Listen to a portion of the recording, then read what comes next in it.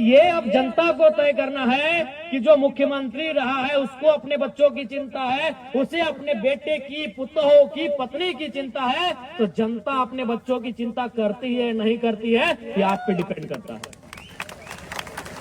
उनसे सीखिए कम से कम। वो मैं 3 मुख्यमंत्री का आपको नाम गिनाया, आप ही के कोल्हान के, उधर मधुपुरा को छोड़ देते, अभी दूरी है, यहीं आपके अगल बगल के चंपई चाचा, रघु चाचा, मुंडा जी, 3 मुख्यमंत्री। और किनको टिकट दिलाया? एक ने बेटे को जो घाटशिला में उम्मीदवार है, एक ने पत्नी को जो चुनाव हार गई, और एक ने अपनी पुतोह को जो चुनाव जीत के विधायक बनी है। अरे जिनके पास अरबों की संपत्ति है, लाख और करोड़ तो छोड़िए, अरबों की, जिनकी संपत्ति अनुमानित अरबों की है, आज वे लोग चिंता कर रहे हैं मेरा बेटा कैसे विधायक बने, मेरी बहू कैसे विधायक बने, मेरी पत्नी कैसे विधायक बने। तो आज जनता को भी सोचना होगा कि जनता की आवाज कौन बनेगा, जनता के लिए लड़ेगा कौन, जनता के बच्चों के भविष्य की आवाज कौन बनेगा, उनके शिक्षा, स्वास्थ्य, रोजगार पे बात कौन करेगा, उसके लिए उनको वोट करना है, ये जनता को समझना होगा। और नहीं तो फिर इसी प्रकार ये राजनेता इस राजनीति को हमसे दूर लेके चले जाएंगे। जब भारत देश में वोट देने की तारीख की शुरुआत हो रही थी, जब भारत देश में वोट देने का नियम बन रहा था, तो देश के संविधान निर्माताओं के प्रमुख डॉक्टर भीमराव अंबेडकर जी ने कहा था कि आज के बाद से इस देश में राजा रानी के पेट से नहीं, मतपेटी से निकलेगा। लेकिन जनता ने उस पैटर्न को तोड़ दिया है।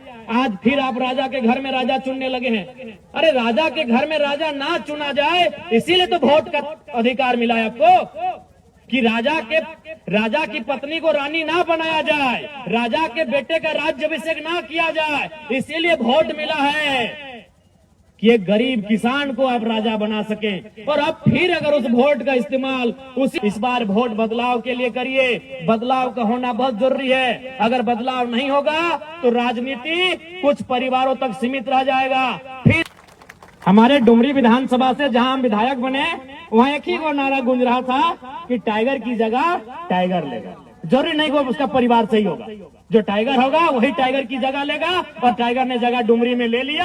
अब हम यहाँ कह रहे हैं, घाटशिला में वही कह रहे हैं कि रामदास जी की जगह रामदास जी लेंगे। सीधा बात है। आज अब देखिए, जब से जेल कैंप पार्टी का उदय हुआ है, जब भी किसी को अगर थोड़ा मने चोट भी लगता है, एक मामूली चोट लगता है, तो सबसे पहले जेल कैंप को याद किया जाता है। और हम लोग रात 2 बजे 3 बजे तक धरना में जाके बैठते हैं, जब तक उसको न्याय नहीं मिले। अरे राज्य में तो छोड़िए, हम लोग प्रदेश भी जाते हैं। हमारे पार्टी के लोग मजदूरों की बात को अगर देखा जाए, न्याय दिलाने के लिए हम लोग राजस्थान, उड़ीसा तक जाते हैं। तो ये भी आपको तय करना है, बड़ी पार्टियां, चूंकि बड़ा लेवल है उनका, बड़ी पार्टियां हैं, वो आपके बीच चुनाव में आएंगी। हमेशा अगर आपके बीच कोई है तो जेल कैंप खड़ा है। इसलिए मैं जनता जनार्दन से आग्रह करूंगा, जो लोग यहाँ तक नहीं भी आए हैं, चूंकि दीपावली का दिन चल रहा है, हम लोग इस बात को समझ रहे हैं कि लोग पर्व त्योहार है, लेकिन जो लोग घरों में भी बैठे हुए हैं, मैं उनको स्पष्ट कहूंगा, इस बार वोट बदलाव के लिए करिए। बदलाव का होना बहुत जरूरी है। अगर बदलाव नहीं होगा तो राजनीति कुछ परिवारों तक सीमित रह जाएगा। फिर और यहाँ आप सोचिए ना, यही आप सोचिए चंपई चचा, चूंकि मान के चलिए सोम्यास जी के पिताजी का देहांत हुआ है, तो उस पर हम थोड़ा सा रहने देते हैं। हम चंपई चचा का ही उदाहरण लेते हैं।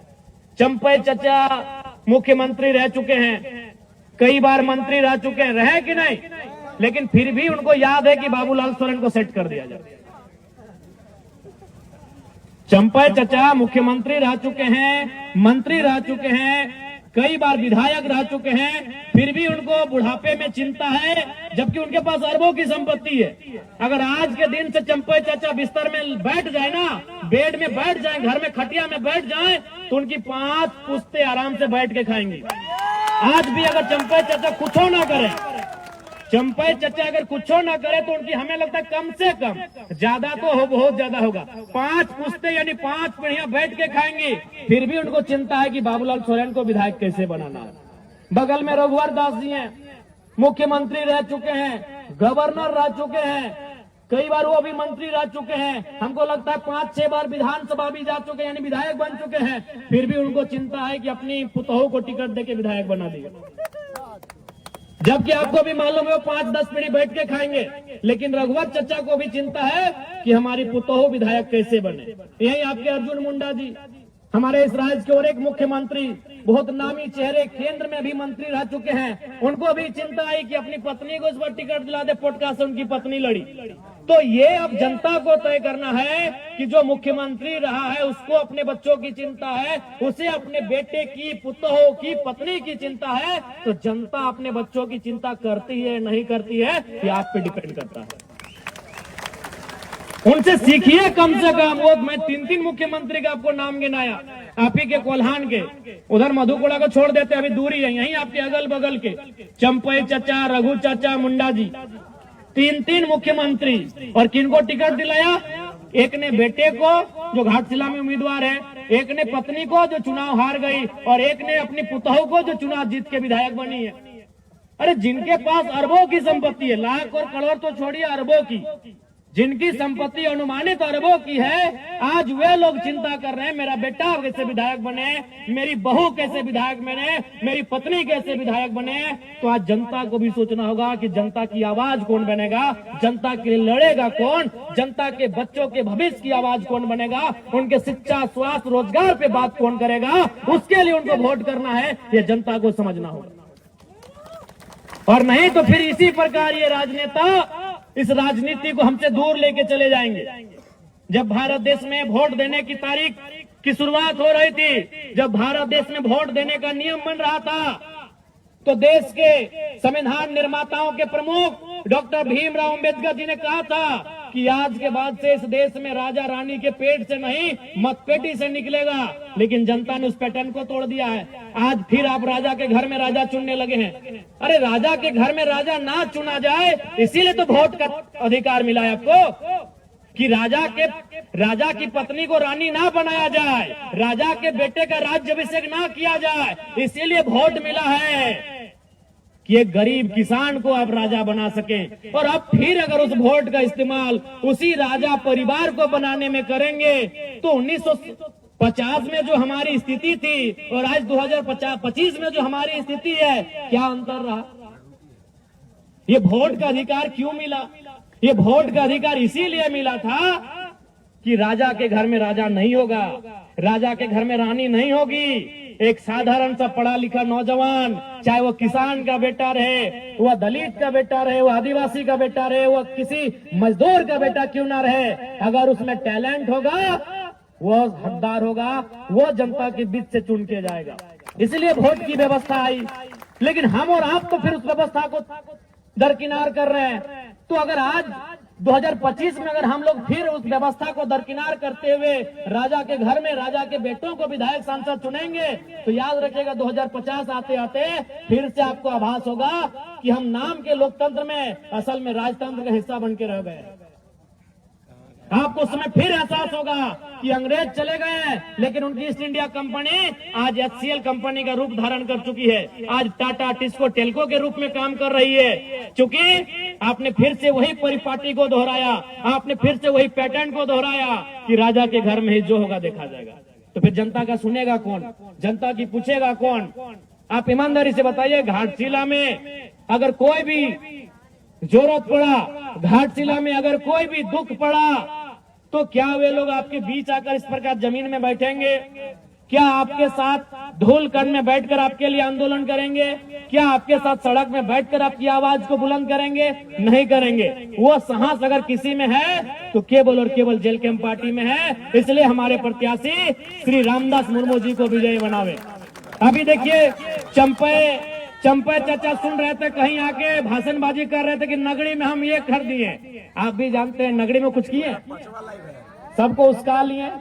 नगरी वाला याद होगा आपको, रिम्स टू जमीन का मामला, सभी आदिवासी लोग को उसका लिए। आदिवासी लोग लोहरदगा से आए, खूंटी से आए, लातेहार से आए, सिमडेगा से आए, गुमला से आए, रामगढ़ से आए, सिल्ली से आए, और पता चला चंपई चाचा है नहीं। वहाँ कौन था? सुबह देवेंद्र नाथ महतो थे और शाम को जयराम महतो था। वो हाल जोतने का काम कौन किए? हमारे पार्टी के देवेंद्र बाबू किए कि नहीं? चंपई चाचा डर से अंदर में थे। और उनका बेटा का बोली आप सुने होंगे, बाबूलाल भैया का, उनको मीडिया को नहीं, उनको पूछा, पुलिस बोला कि चलिए आपको अरेस्ट करके थाना ले जाते हैं। बोला नहीं, हम यूट्यूब में देखे हैं, हम लोग के एक आदिवासी भाई का इनकाउंटर हुआ है, तो आप मेरा भी इनकाउंटर कर देंगे, हमको डर है। तो बताइए बाबूलाल दा, इतना डरिएगा तो राजनीति कहाँ कर रहे हैं? चंपा चाचा इतना खेत ला दिए हैं, बस जोतिए और खाइए। सुने कि नहीं हम घर चले जाएंगे। ये बाबूलाल जी का स्टेटमेंट है कि हम घर चले जाएंगे। तो इसलिए अब आपको तय करना है। और देखिए, जहां तक पूर्व मंत्री जी का बात है, उनको तो मैं पहले श्रद्धांजलि अर्पित करता हूं। रामदास बाबू नहीं रहे हमारे बीच। उसी समय दिसम गुरु शिबू सोरेन का भी देहांत हुआ, निधन हुआ। निसंदेह उनके निधन होने से, उनके दुनिया से चले जाने से राज्य की जनता मर्माहत है, राज्य की जनता में दुख है।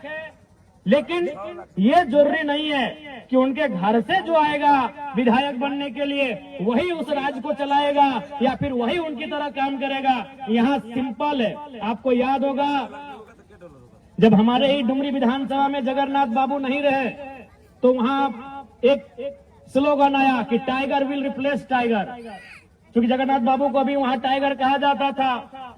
सुने, आज उनके पिताजी का भी निधन हुआ, उनको भी हम श्रद्धासुमन श्रद्धांजलि अर्पित करते हैं।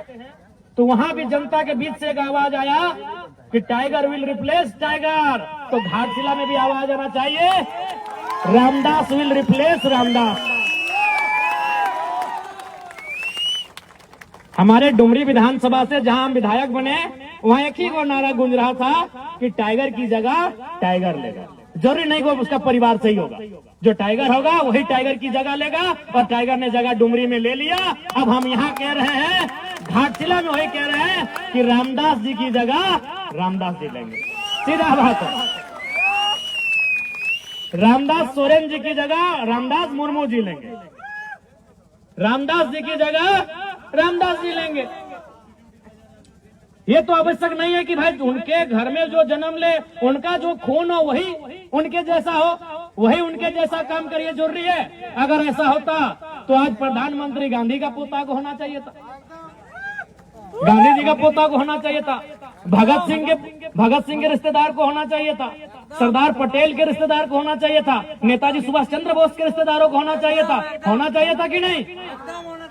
अब गांधी जी अगर 1942 में आधे कपड़ों का आधा कपड़ा पहन के आंदोलन किए हैं, और उनका वंशज अगर आज वोट टाइम में आके कहेगा कि हमारे पूर्वज महात्मा गांधी जी उस समय ऐसा किए हैं, वो तो भाई आज का समय अलग है, उस समय अलग थे। गांधी पूरे देश के थे, अपने परिवार के नहीं थे।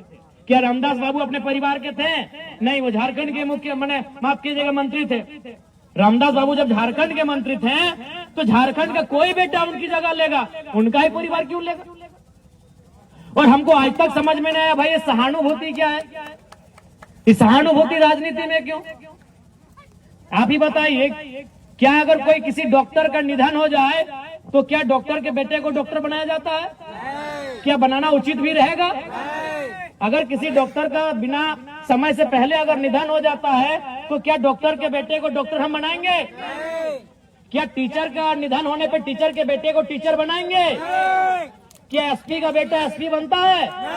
तो ये कौन सा पैटर्न है भाई कि विधायक का बेटा विधायक बने, सांसद का बेटा सांसद बने, मंत्री का बेटा मंत्री बने? आखिर ये कौन सा पैटर्न है? जबकि एक एसपी से महत्वपूर्ण एक एमएलए होता है, एक डॉक्टर से महत्वपूर्ण एक एमएलए होता है, एक टीचर से महत्वपूर्ण एक एमएलए होता है, क्योंकि डॉक्टर, टीचर और एसपी का फैसला करने वाला एक एमएलए होता है। वो विधायिका का अंग होता है, वो सरकार का अंग होता है। वो फैसला करेगा कि आपके स्कूल में टीचर कितने होंगे, वो फैसला करेगा कि आपके जो हॉस्पिटल उसमें दवा का दाम क्या होगा, वो फैसला करेगा कि आपका यहाँ आईएएस का कौन यहाँ नया तबादला होके आएगा। तो जो फैसला करता है, जो नियम बनाता है, जो इस राज्य को चलाता है, वहाँ सहानुभूति क्यों? हम सहानुभूति रखते हैं? जिन्होंने अपने परिवार में किसी को खोया है हम सहानुभूति रखते हैं। सहानुभूति का मतलब उसके दुख में खड़ा होना, सहानुभूति का मतलब होता है उस परिवार के दुख में खड़ा होना। हम लोग दुख में खड़े हैं, अगर उस परिवार को कुछ घटेगा हम लोग देंगे। विधायक बना देना ये कौन सा सहानुभूति है भाई? जब हम डॉक्टर के निधन पे डॉक्टर के बेटे को रिप्लेस नहीं करते हैं, जब वकील के निधन पर वकील के बेटे को वकील बना के रिप्लेस नहीं करते हैं, तो आखिर देश में ये सहानुभूति कब तक चले? इसलिए जो मंत्री जी नहीं है, हम लोग पुनः श्रद्धांजलि भी देंगे और सहानुभूति रखेंगे परिवार के प्रति, लेकिन उनको जो रिप्लेस करेगा, उनकी जगह जो जाएगा, ये बिल्कुल भी जरूरी नहीं है कि उनका अपना घर से संबंधित हो, उनके ब्लड से संबंधित हो, उस क्षेत्र का कोई ऐसा युवा जो पढ़ा लिखा हो उनकी जगह जाए और झारखंड की आवाज को, घाटशिला की आवाज को, घाटशिला के माओ बहनों की आवाज को, घाटशिला के बुजुर्गों की आवाज को, घाटशिला के नौजवानों, किसानों, छात्रों की आवाज को विधानसभा में प्रेजेंट करे। कोई वहां जुट कर जाए, कोई वहां जुट कर जाए। इसलिए इस बार घाटशिला के उपचुनाव में रामदास